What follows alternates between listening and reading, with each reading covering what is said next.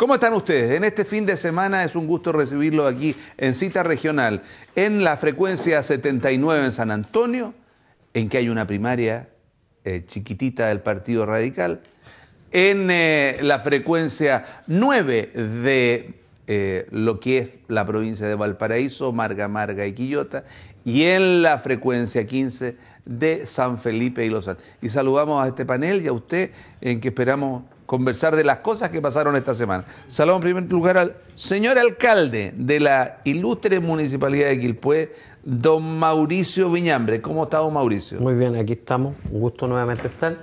Extraño a mi amigo Tomás, que no vino, pero está otro amigo mío, Andaur.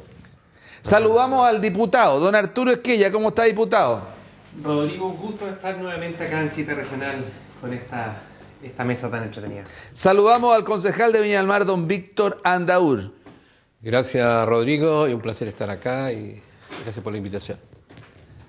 Aprovecho de darle el pésame por el fallecimiento de su compañero, el doctor Neumann, que fue una lamentable pérdida para la política y para su familia, así que y para Valparaíso. Y saludamos a don Jaime Barriento, candidato ya a diputado por la UDI por Valparaíso. ¿Cómo estamos, Jaime? Muy bien, Rodrigo, muy contento de estar aquí nuevamente. Muchas gracias por la invitación. Ya, la sonrisa de usted tiene tremenda sonrisa. Quiero que partamos por el tema del final como la crónica de una muerte anunciada, digamos, el ministro Harald Beyer, o Bayer, como decía la pronunciación alemana, esta semana, que para nadie debe dejar indiferente por un resultado de 20 contra 18, en el cual fue el voto decisivo el del senador independiente Carlos Bianchi, y que el hermano del presidente del Partido Matacristiano, Patricio Walker, rechazó la acusación. Quisiéramos partir por don Arturo Esquella. Don Arturo. Bien, pues me tocó seguir este tema, me tocó participar activamente en su primera etapa, en la votación en la Cámara de Diputados. Y era, bueno, como tú lo decías, Rodrigo, bastante anunciado. Era de esperar que lamentablemente iba a primar la política por sobre la lógica, por sobre el sentido común. Yo creo que no hay nadie en Chile que haya seguido los temas de educación que no pueda sostener que Harald Beyer fue y ha sido uno de los que más aportó a la educación este último tiempo. Fue un gran ministro en las materias propias de la acusación constitucional. Por cierto que había hecho mucho, estaba avanzando bastante, y al final lo demuestra si era cosa de escuchar a las personas que votaron en contra de él, o sea, que votaron a favor de la acusación constitucional, cómo le tiraban flores. Es increíble que ellos mismos al final terminaron apretando el botón equivocado. Yo me quiero quedar con siempre, bueno, tengo un sesgo optimista y positivo. Quiero destacar a Patricio Walker, tener esos pantalones, creo que hay que destacarlo y reconocerlo. Para quienes no saben de lo que estoy hablando, es un diputado, o sea, un senador de la democracia cristiana, que votó pese a la presión de su partido y de su conglomerado, votó por lo que dictaba su conciencia, que era en contra de la acusación. Y acá, sin ninguna reserva, me gustaría decir que personas como el senador Bianchi son las que tienen que irse de la política. Sí, esa gente que está un día acá, otro día acá, no sirven para la política. Eso es lo que le hace daño a la política. Mal llamado independiente, porque independiente de qué, independiente del momento, del lugar. Un día están acá, otro día acá. Al punto que, yo no sé si habrán visto la intervención de él. Cuando él da su discurso, 15 minutos, llega y hace una interrupción y dice: mire, ministro, yo le quiero decir a usted que si es que renuncia, los podríamos todos arreglar y podría en el fondo salvarse la acusación constitucional, y le pide a la mesa que haga un receso de 5 minutos. O sea, con eso estaba diciendo que si es que él renunciaba, él cambiaba su voto, ahí queda su conciencia, o sea, cambiaba sin ningún problema el voto. Eso no responde, eso le hace daño a la política. Así que yo espero, a él le toca reelección, le toca elección allá en Punta Arenas, espero que tengamos una buena dupla para poder sacar a personas como el senador Bianchi. Mauricio Viñambre. No, que yo creo que le va a ir re bien con esa votación, que lo que hizo. Bueno, claramente lo hizo por política, lo hizo... Bueno, pues si en el Senado y en la Cámara de Diputados ustedes están por política, no están porque principio. son niños buenos, o sanos, o todos, es política y es donde se discuten los proyectos, donde el Senado, yo creo que el Senado y la Cámara de Diputados donde se discuten los temas. Aquí hubo una acusación política, es una señal política. Mira, Que se vota en conciencia. Bueno, pero es que mira, ahora hay elecciones parlamentarias.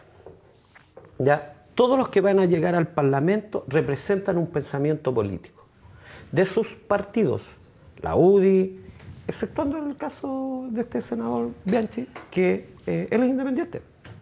Tiene una postura. Y la ambigüedad que tú ves es obviamente por su característica independiente. Él no fue ni por la alianza ni por la concertación. Es una persona que ganó los votos con un sistema binominal que es muy complicado en Chile que un independiente gane. Y no sé si me equivoco, pero parece que es el único senador independiente.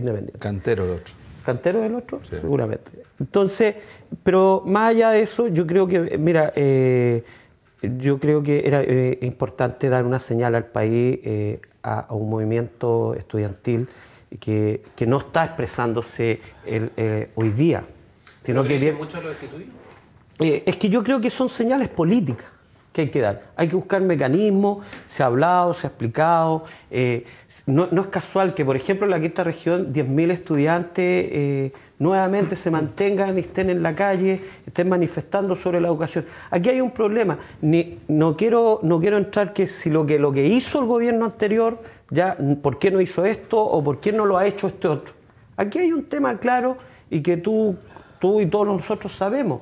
Hay un problema con la educación, hay un problema con el lucro, hay un problema con el tema de la educación gratuita, un problema serio con la educación municipalizada. Es una cosa que está en la UTI, metida ahí, que está muriendo y nadie hace nada. Entonces, yo creo que, independiente de las buenas palabras que tú quizás escuchaste en la Cámara y que en el Senado también se reflejó, si no es en contra de su persona, yo lo dije en este programa, sino que aquí hay que dar una señal como país. Y yo creo que los senadores y los diputados que votaron la destitución del ministro no es en contra de su persona, no es en contra de lo que él ha hecho, sino es decir al país, mire, la Cámara de Diputados, la Cámara del Senado, es decirle, mire el país, nosotros tenemos que ponernos seriamente a ver el tema de la educación. Y yo creo que ese es el punto. Gracias. Jaime, yo quiero darte la palabra, pero hacerte una reflexión. Como tú eres profesor de Derecho, digamos, las acusaciones constitucionales están antes desde el siglo antepasado. Aún más siempre fueron ejercitadas, digamos, es decir, ¿por qué tanta preocupación por lo que significa por un lado? Es lo que me llama la atención. Y por otro, ¿por qué dar tanta connotación a un asunto cuando en el fondo nadie da connotación al hecho de que hay gente que votó por la acusación similar, en condiciones similares a Yanna Proboste, en contra, y ahora vota, digamos, de una u otra manera en la postura contraria, y que depende en el fondo de estar en el gobierno o estar en la oposición? ¿Es legítimo en la oposición o no hacer una acusación constitucional? A ver, mira, Rodrigo, respecto de lo último, porque yo creo que hay a lo menos tres partes en las que se puede dividir la respuesta a tu pregunta. Lo primero es que aquellos que consideraron injusta la destitución de la exministro Proboste, no creo que sea el medio de reparar una eventual injusticia con otra injusticia. Un error nunca se subsana con otro error. Eso primero. Lo segundo es que a mí me preocupa el argumento de algunos parlamentarios, que es muy similar al que aquí hemos escuchado de Mauricio, en el sentido de que esto era necesario para dar una señal. O sea, para dar una señal se termina con un ministro y se le pone una inhabilidad de 5 años. Para dar una señal. ¿Es eso justo? ¿Es esa la política de alto nivel que nuestro país está exigiendo ya hace bastante tiempo? Yo sinceramente creo que no. Y la tercera, sea, ¿tú crees específicamente que él no tenía facultad fiscalizadora? Es decir, Rodrigo, lo que creo es lo siguiente. Fíjate que discrepando en lo personal en varias materias con el ex ministro Beyer. Él, por ejemplo, se declaraba agnóstico, yo soy profundamente creyente. Pero más allá de esas diferencias personales que yo mismo tengo con él, creo que la destitución de un ministro no se justifica para dar una señal política. Eso es lo que me parece grave. Y en tercer lugar, fíjate que la acusación la acusación constitucional no es una censura. Y eso es lo más peligroso de todo esto.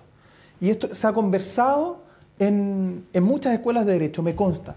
Qué peligroso es que nos acerquemos a un sistema parlamentario sin hacer ninguna modificación a las instituciones que hoy nos rigen. Porque por los palos, diría, o por fuera de la cancha, estamos logrando el efecto que se produce con una censura. Esto en realidad fue una censura propia de un régimen parlamentario. Y eso es peligrosísimo, porque debilita nuestra institucionalidad. Lejos de fortalecerla, la debilita. Consiste muy sencillo. En un régimen parlamentario, quien gobierne debe tener mayoría en el Parlamento, porque si no le censuran al gobierno. Entonces aquí se da la paradoja de que aquí hay una mayoría en el Congreso que es oposición al gobierno actual y que podría literalmente acusar y destituir a todo el gabinete. No, en la Cámara no hay mayoría, ¿no? No, o sea, y podría incluso llegar a quitarle la confianza al presidente y destituirlo.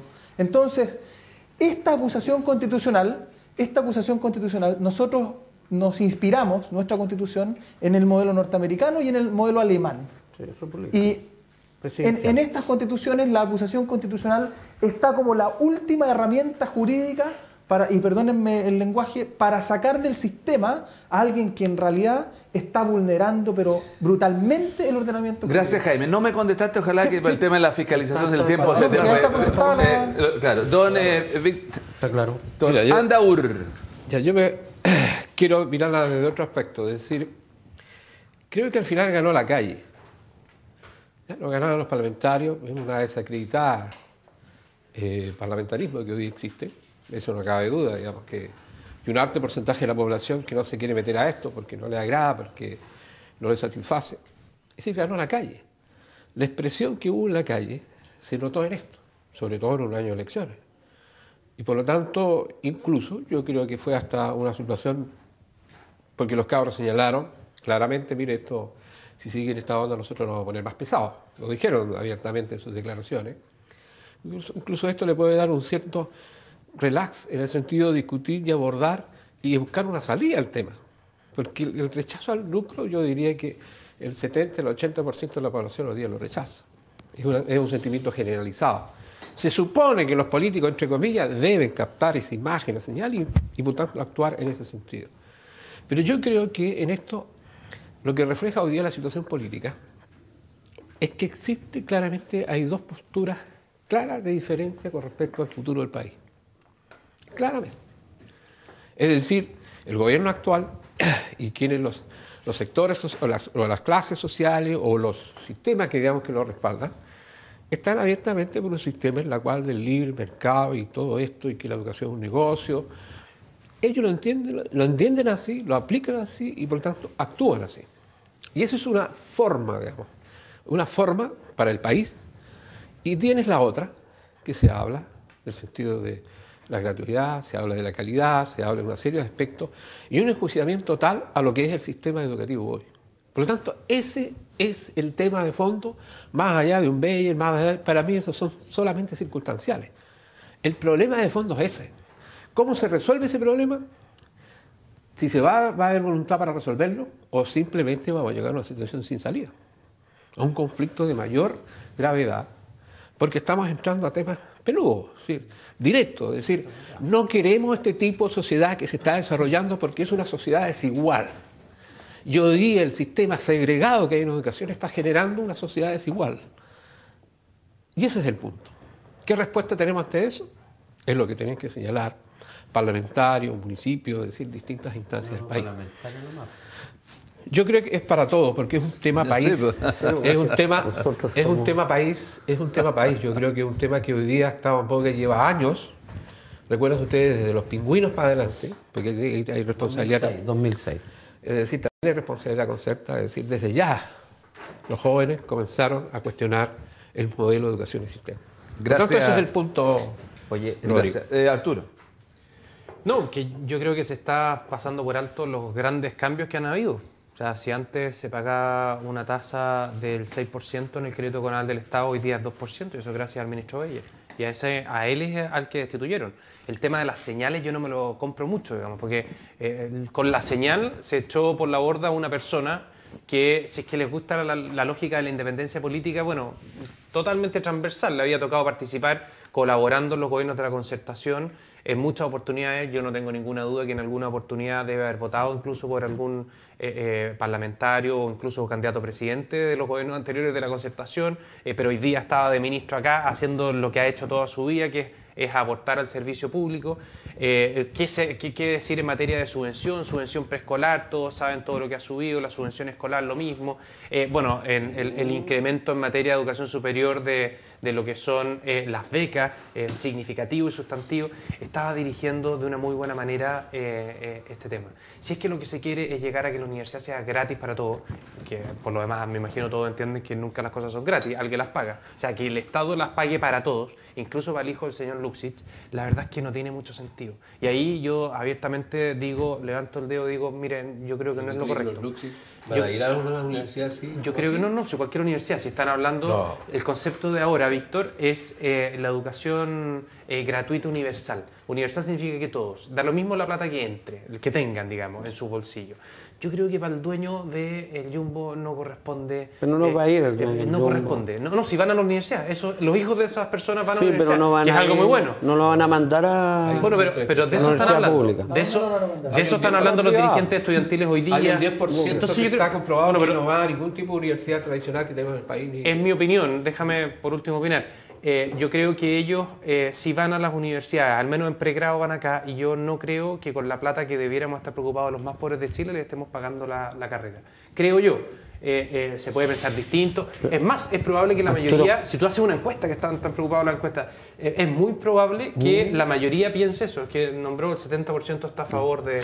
No, mira, Arturo, ¿sabe? A mí la pregunta es que, fíjate, aquí se hablaba, ya pasado así por el lado, por lo del ministro, se habla de la política y de la sin duda, del prestigio y lo que el Congreso, cómo dio esta imagen a este gran ministro, ¿ya? Y que, insisto, nadie está dando una cuota de valor a él en su profesionalismo. ¿De qué se le destituyó? El que se estudió. Pero lo más increíble, ya, que ustedes hayan votado en la Cámara de Diputados por un vicepresidente que haya tenido una acusación ya seria y hecha por una parlamentaria de derecha. La teoría del empate. Y eso, no, si no la... Pero es que quiero decir que tú mismo estás diciendo el prestigio, el fin de lo que hoy día ha terminado el Parlamento. Entonces, y tú eso un error lo es lo que solucionas con otro error. y De nuevo el empate, Mauricio. y eso no estaba lejano ya a lo que iba a suceder con la votación. Entonces, tú tenías un parlamentario y que eso refleja que las leyes hoy día que se están haciendo no se están haciendo bien en el último tiempo. Los últimos 20 años te lo doy. Y no solo en el ámbito en decir en que una persona que tenga acusación ya seria, además un abogado de nuestra región que llevó la causa, que es Sumelso, el abogado Sumelso que llevó la causa, sabiendo eso, a pesar de todo eso, ponen y sientan ante la opinión pública a un personaje de esas características. ¿Quiénes fueron que votaron para que fuera vicepresidente Velázquez? La Alianza. Entonces después salimos con este tema, entonces el desprestigio, lo que está agotada la gente es justamente en cómo Del empate está ya agotada, Mauricio. de hacer, no, si yo no quiero empatar, si no es mi intención hacer eso, sino que, es decir, entonces los temas, Estamos hablando del ministro y te fuiste al los otro para temas empatar. es que hay que poner todo en la mesa, pues si estamos en Y un debate. yo puedo opinar de eso, yo participé en el tema, así que... Entonces, ¿cuál es el debate? ¿Qué es lo que espera el televidente de nosotros? ¿Ya? Y quizás menos de mí, porque nosotros administramos más que legislamos o hacemos política, son más gerentes, claro. Exactamente. Entonces, es verdad. Entonces, tenemos que administrar los recursos, en fin.